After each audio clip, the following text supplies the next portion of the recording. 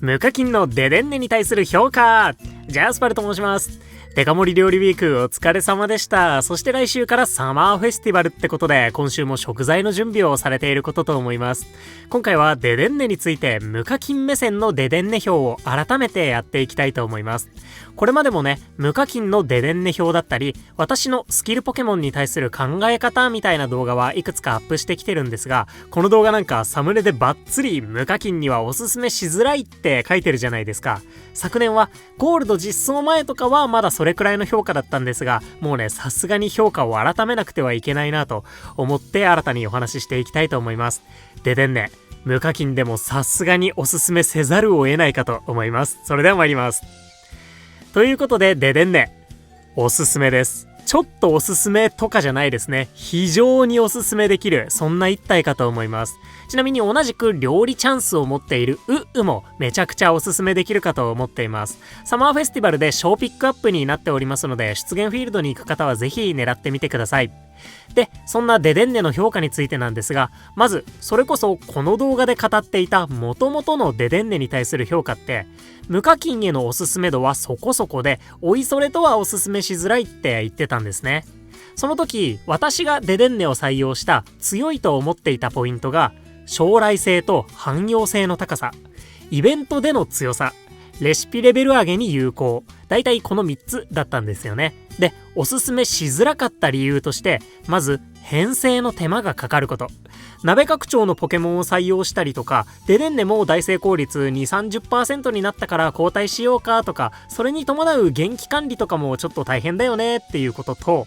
ゲットが大変なこと。そして何よりメインスキルの種が大量に欲しいこと。このあたりが懸念点だったんですね。なのでプレイスタイルにもよるし、当時は今よりはるかに貴重だったメインスキルの種を突っ込んでまで育てるか、そうやっておすすめできるかっていうのはかなり微妙なところだなと思って、おいそれとはおすすめしづらいぜって言ってたんですね。ここまでがかつてのデデンネ表で、それが今どうなったかというと、まず分かりやすいところでメインスキルの種、めちゃくちゃ緩和されましたよね。無課金でもスリープポイントで月に1個金種が買えるようになりました。言うて高額なんですけどね。それでもこの緩和によって無課金であってもかなりスキルのポケモンが採用しやすくなったと思います。で、続いて編成の手間や元気管理について、ここはもちろん未だに面倒な部分ではあるんですが、鍋拡張のレントラーや元気オールのハピナス、他にも食材も強めなパーモットだったりクレセリアなんかも追加されましたし、それこそメインスキルの種緩和によってそれらのスキルレベルも上げやすくなったと思うと、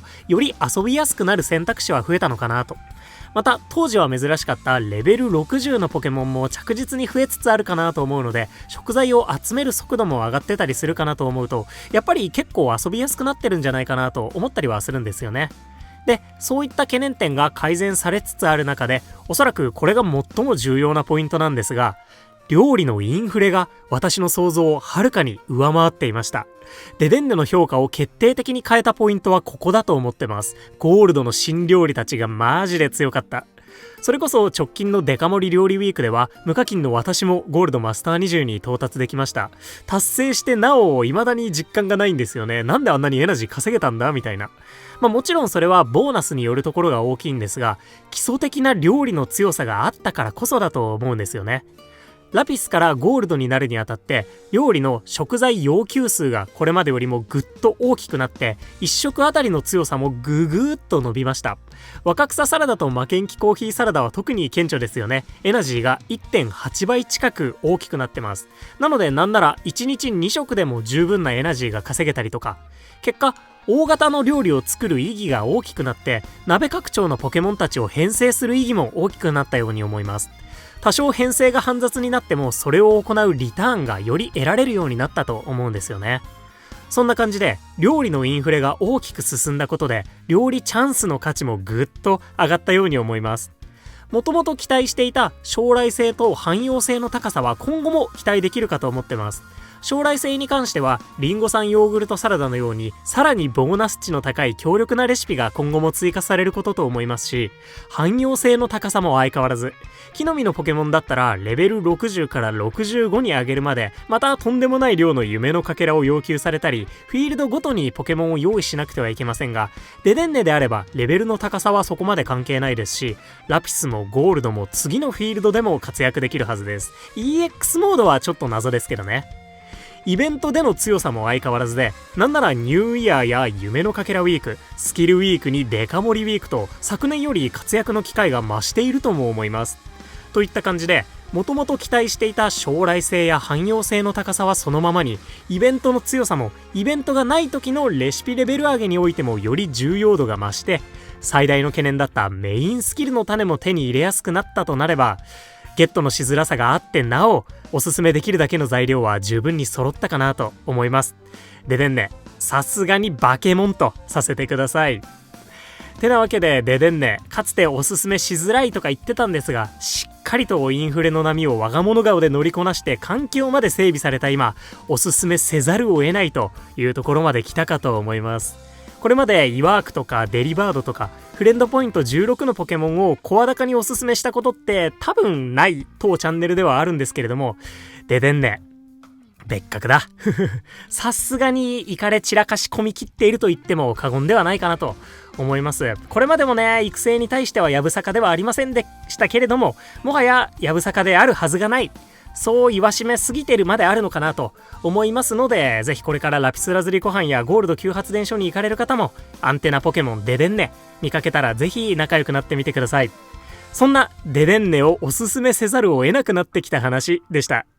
ぜひ皆さんのデデンネに対する意見、感想、評価もコメントで教えていただけますと幸いです。もうパル的にはベタ褒め待ったなし状態になってしまっているので、バイアスがかかりまくっていると。デデンネの評価が高い人の視点しか出てこなくなっているかなと思いますので、ぜひいろんな視点での忌憚なきご意見を頂戴できたらなと思います。コメントお待ちしております。ということで、ここまでご視聴いただきまして誠にありがとうございました。お相手パルでした。よろしければ動画にグッド押していただけますと動画制作の励みとなりますし、デデンネも喜ぶかなと思います。何卒よろしくお願いいたします。そういえばね、最近ポケモン GO でもデデンネ強いんですか？なんかね、パラボロチャージが強化されてうんぬんなんて伺ったんですけれども、ほんとね、何があるかわかんないですね。ポケモンスリープってね、対戦ゲーではないので弱体化されるってことはないと思うんですけど、意外なポケモンが突然環境で活躍することもあるかもしれないですし、今後ね、アップデートで木の実の数 M とか出たっておかしくないですしね。そういったね、次なるバケモン襲来を期待しつつ、ひとまずカモネギ注目していきたいなと思います。いや、カモネギどうなるんでしょうね。さすがにね、フレンドポイント16族だろうから、おすすめするほどのスペックかどうかっていうのは見極めていかなきゃなと思いますね。ただの第一食材ネギってだけだとなかなかおすすめしづらそうなんですけど、本当にね、キテルグマクラスのバケモンだったらどうだろう、さすがにおすすめするかな。まあ何はともあれ、来週楽しみにしていきたいなと思います。それではサマーフェスティバルの準備ゆっくりと進めていきましょう。この動画が公開される頃には新レシピも来ているかと思うので、それも楽しみです。今日も元気にいってらっしゃい。またね、バイバーイ。